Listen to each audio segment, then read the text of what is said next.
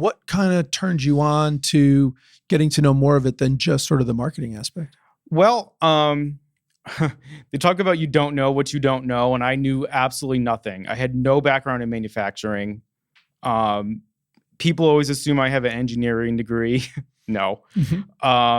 So it was kind of like a whole giant can of worms and in a blank slate.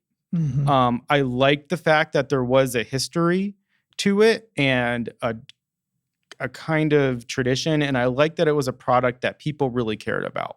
One of my fears when I was in marketing classes was that I would end up, marketing toasters. There's, people don't have an interest in that. It's not marketing things that no one really cares about. After talking with customers, this was something that people were very passionate about.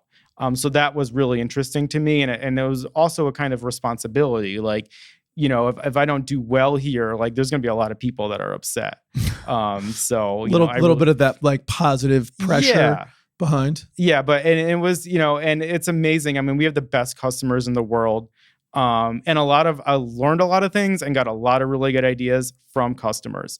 Best place to get them. Yeah. In terms of learning manufacturing, knew nothing, learned a lot of stuff the hard way, made some mistakes, and really just tried to absorb as much as I could.